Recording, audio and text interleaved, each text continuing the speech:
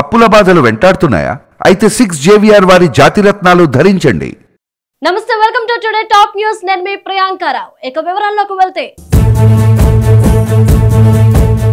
ఎన్నికలు ముగిసిన వెంటనే జనసేనాని కీలక నిర్ణయం తీసుకున్నారు. సస్పెండ్ కు గురైన నేతలు తిరిగి పార్టీలో చేర్చుకున్నారు. ఏలూరు జిల్లా పోలవరం నియోజకవర్గంలోని కొయ్యలగూడెం పట్టణ జనసేన అధ్యక్షుడిగా మాదేపల్లి శ్రీనివాస్ ఉన్నారు. కూటమి పొత్తు ధర్మానికి విరుద్ధంగా వ్యవహరించడంతో సస్పెండ్ అయ్యారు. ఈ మేరకు కొణిదెల నాగబాబు ప్రకటన కూడా విడుదల చేశారు. ఈ క్రమంలో పోలింగ్ ముగిసిన వెంటనే అతనిపై సస్పెన్షన్ ఎత్తివేసినట్లు జనసేన ప్రకటించింది. ఆరోపణలపై ఆయన సంతృప్తికరమైన సమాధానం ఇచ్చిన నేపథ్యంలో సస్పెండ్ ను ఎత్తివేస్తున్నామని తెలిపారు. పిఠాపురం నియోజకవర్గంలో జరిగే పార్టీ కార్యకలాపాల్లో ఎప్పటి మాదిరిగానే పాల్గొనొచ్చని జనసేన అధినేత పవన్ కళ్యాణ్ వివరించారు. గీత దాటిన కీలక నేత శ్రీనివాస్ ను చేర్చుకోవడంతో జన సైనికులు హర్షం వ్యక్తం చేశారు.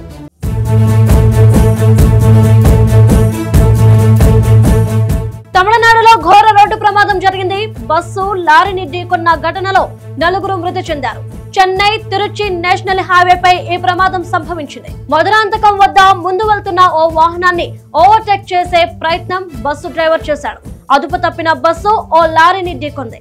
ఇక బస్సులో ప్రయాణిస్తున్న వారిలో 4 ప్రాణాలు కోల్పోయారు. మరో 15 మందికి పైగా గాయపడ్డారు. క్షతగాత్రులను చెంగల్పట్టు ప్రభుత్వ ఆసుపత్రికి తరలించారు.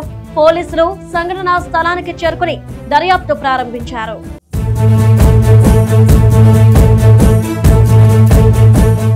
లోక్సభ ఎన్నికలు పూర్తి కావడంతో సీఎం రేవంత్ రెడ్డి పాలనపై దృష్టి పెట్టారు. ఇక అభివృద్ధితో పాటు హామీ ఇచ్చిన సంక్షేమాలను ప్రజల దరిచేర్చే పనిలో నిమగ్నమయ్యారు. ఇక కీలకమైన రుణమాఫీపై రాజకీయ మాటలు జరిగిన నేపథ్యంలో ఆ అంశానికి ప్రాధాన్యత ఇస్తున్నారు.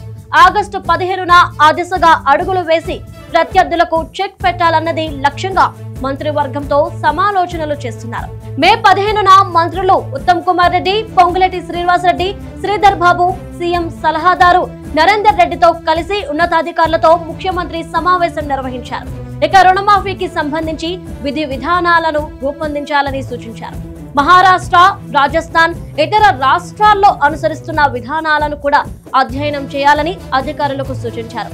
మొత్తం మీద త్వరలోనే రుణమాఫీపై అన్నదాతలకు తీపి కబురు అందనుంది.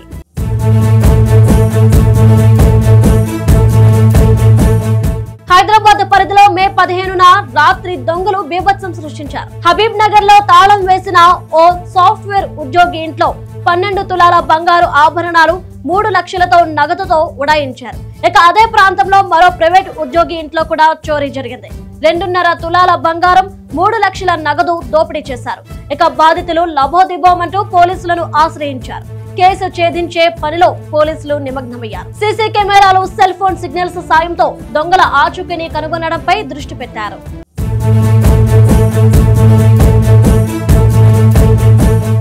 సమాజం అంటేనే ఓ సమూహం.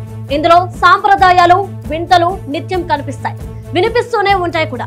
ఇక తాజాగా ఓ గ్రామంలో పాముకు దహన సంస్కారం చేశారు. ఏంటి ఈ వింత అనుకుంటున్నారా? మీరు కరెక్ట్ గానే విన్నారు. పశ్చిమ గోదావరి జిల్లా మొగల్తూరు మండలం మాకల్నూరులో తాచుపాము చనిపోవడాన్ని స్థానికులు గుర్తించారు. దేవుడి పాముగా భావించి పూజలు చేశారు. పాడెపై ఊరేగించారు. దహన సంస్కారాలు చేశారు. గతంలో విజయవాడలోని ఇంద్రకీలాద్రి పరిసరాల్లో పాము సంచరించి చనిపోతే వైదిక కమిటీ సభ్యులు, దుర్గగుడి పూజారులు పాముకు దహనం చేశారు.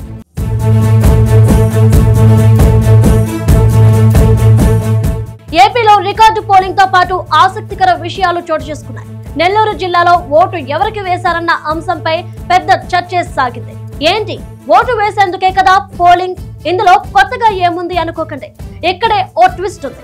వైసీపీ ఎమ్మెల్యే టీడీపీకి ఓటేశారంటూ తప్పును తెలుసుకుని పోలింగ్ సిబ్బందిని వివరణ అడిగారంట. ఇదే ప్రస్తుతం సింహపురిలో హాట్ టాపిక్. కావలి ఎమ్మెల్యే రామరెడ్డి ప్రతాప్ కుమార్ రెడ్డి టీడీపీకి ఓటేశారని తెలుస్తోంది. పోలింగ్ సిబ్బందితో మాట్లాడుతూ హడావిడిగా సైకిల్ కి ఓటేశారట. వైసీపీ ఎంపీ అభ్యర్థికి ఓటు వేయబోయే హడావిడిలో ఎన్డీఏ అభ్యర్థి వేమిరెడ్డి ప్రభాకర్ రెడ్డికి ఓటేసినట్టు సమాచారం. ఇక వెంటనే పొరపాటును గ్రహించిన ప్రతాప్ కుమార్ రెడ్డి తాను సైకిల్ కి ఓటేశానని మళ్లీ మార్చుకుందామనుకుంటున్నానని పోలింగ్ సిబ్బందిని అడిగారట. ఇక ఒకసారి ఓటేశాక తిరిగి మార్చుకోవడం సాధ్యం కాదని పోలింగ్ సిబ్బంది తెలిపారట. ఇది కాస్త వైరల్ అయ్యింది. సీఎం జగన్ కు విషయం తెలిస్తే రామిరెడ్డి ప్రతాప్ కుమార్ రెడ్డి పరిస్థితి ఏంటనే దానిపై వైసీపీ శ్రేణుల్లో చర్చ జరుగుతోంది.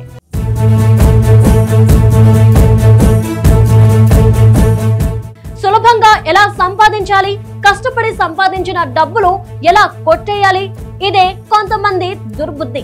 ఇక ఇందుకు వడ్డీ పేరుతో ఆశలు రేకెత్తిస్తారు. రాత్రికి రాత్రే బోర్డు తిప్పేస్తారు. ఇలాంటివి ఎన్నో సంఘటనలు జరుగుతున్నా మోసపోయేవారుంటే కొట్టేసేవారు కరువా అన్నట్లుగా ఎక్కడో ఒక చోట ఇలాంటి మాటలు వినపడుతూనే ఉంటాయి. తాజాగా అలాంటి ఓ ఘటన తెలంగాణలో చోటు చేసుకుంది. ఒకటి కాదు, రెండు కాదు, ఏకంగా 200 కోట్ల రూపాయల డిపాజిట్ సొమ్మును హాంవర్ట్ అయినట్లు బాధితులు గొల్లుమంటున్నారు.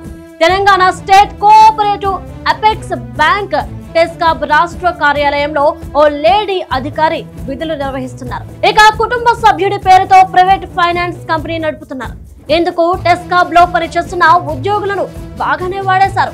ఫిక్స్డ్ డిపాజిట్లు వేయాలంటూ నమ్మకాన్ని కుదుర్చుకుంది. అధిక వడ్డీ ఆశలు చూపించారు. ఇంకేముంది, పలువురు లక్షల నుంచి కోట్లలో డిపాజిట్ చేశారు. వీరితో పాటు కొత్తగా ఉద్యోగంలో చేరిన వాళ్ళు, అలానే ప్రమోషన్ కోసం ఆశపడుతున్న ఉద్యోగులను కూడా ఎరగా వాడుకుంది. అంతా సెట్ చేసుకున్న తర్వాత ఫైనాన్స్ కంపెనీ జెండా ఎత్తివేసినట్లు భావిస్తున్నారు. ఈ క్రమంలోనే 15 రోజులుగా సదరు అధికారిని కూడా విధులకు హాజరు కాకపోవడంతో వారి అనుమానాలు బలపడుతున్నాయి. నమ్మించి మోసం చేసిందని ఉద్యోగులు వాపోతున్నారు. పోలీసుల దగ్గరకు ఇంకా ఈ విషయం చేరకపోవడంపై సర్వత్రా చర్చనీయాంశంగా మారింది.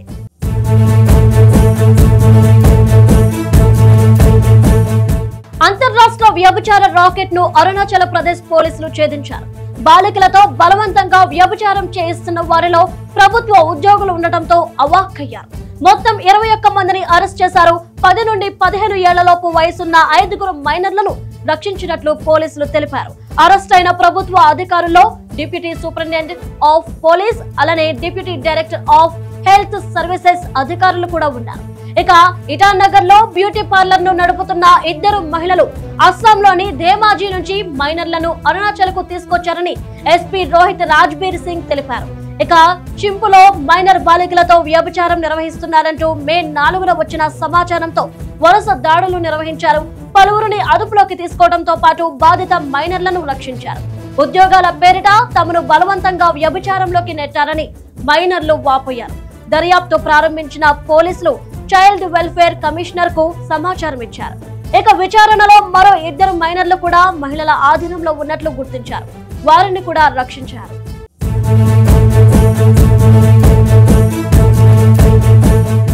విధి వంచింది. విలువైన ప్రాణాన్ని నిర్దాక్షిణంగా లాగేసుకుంది. అయినా ఆ మనిషి మరో 5గురికి జీవం పోశారు. అవయవ దానం గొప్పతనాన్ని మరోమారు లోకానికి తెలియజేసిన ఈ సంఘటన హైదరాబాద్ లో జరిగింది. నిమ్స్ ఆసుపత్రిలో చికిత్స పొందుతూ లక్ష్మీదేవమ్మ అనే మహిళ మరణించింది. ఆమె అవయవాలు ఇతరులకు అమర్చవచ్చని వైద్యులు గుర్తించారు. ఇక 5గురికి పునర్జన్మనిస్తుందని తెలుసుకున్న లక్ష్మీదేవమ్మ కుటుంబ సభ్యులు అవయవ దానానికి ముందుకొచ్చారు. 2 కిడ్నీలు, కాలేయంతో పాటు 2 నేత్రాలను దానం చేశారు. జీవన్ దాన్ నిబంధనల మేరకు వాటిని గ్రీన్ ఛానల్ ద్వారా ఆసుపత్రులకు తరలించారు. విషయం తెలుసుకున్న పలువురు కుటుంబ సభ్యుల దాతృత్వాన్ని కొనియాడారు. మనిషి మరణించిన తర్వాత శరీరంలోని కీలక భాగాలను వ్యాధిగ్రస్తులకు అమర్చవచ్చు. కళ్ళు, గుండె, కాలేయం, మూత్రపిండాలు, ఊపిరితిత్తులు, క్లోమం, పెద్ద చిన్న పేగులు, ఎముకలు దానం చేయవచ్చు. సగటున 6గురిని బతికించవచ్చు.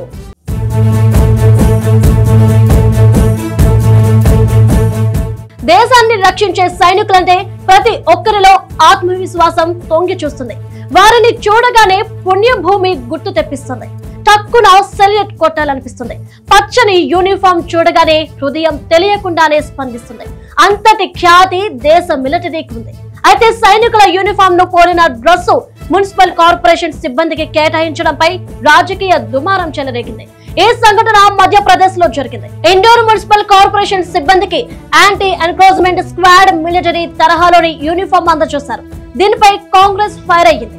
అవినీతి ఉద్యోగులు ఆర్మీ దుస్తులు ధరించి వారిని అవమానించారని మండిపడ్డారు. ఇక ఇండోర్ మున్సిపల్ కార్పొరేషన్ ప్రతిపక్ష నేత చింటూ చౌక్సే తీవ్ర అభ్యంతరం వ్యక్తం చేశారు. వీధి వ్యాపారుల నుంచి దోపిడీకి పాల్పడడంలో మున్సిపల్ సిబ్బంది పేరొందారని ఆరోపించారు. ఆర్మీ లాంటి యూనిఫామ్ ధరించడం చట్ట విరుద్ధమని వాదించారు. మరొక రంగు యూనిఫామ్ ఎంచుకోవాలని సూచించారు. సైన్యాన్ని అవమానించినందుకు ఐఎంసీ మేయర్ పుష్యమిత్ర భార్గవ రాజీనామా చేయాలని డిమాండ్ చేశారు. ఇక బాధ్యుడైన కమిషనర్ శివం వర్మను పదవి నుంచి తొలగించాలని పిలుపునిచ్చారు. అయితే కాంగ్రెస్ ఆరోపణలను మేయర్ ఖండించారు. ఆర్మీని పోలి ఉన్న యూనిఫామ్ ధరించడం నేరం కాదని, యాంటీ ఎన్క్రోచ్మెంట్ స్క్వాడ్ సిబ్బందికి కొత్త యూనిఫామ్ ఎంపిక చేసింది క్రమశిక్షణ కోసమని తెలిపారు. న్యూ యూనిఫామ్ పై ఎవరికైనా అభ్యంతరం ఉంటే దాన్ని పరిశీలించి నిబంధనల ప్రకారం తగిన చర్యలు తీసుకుంటామని కమిషనర్ చెప్పారు.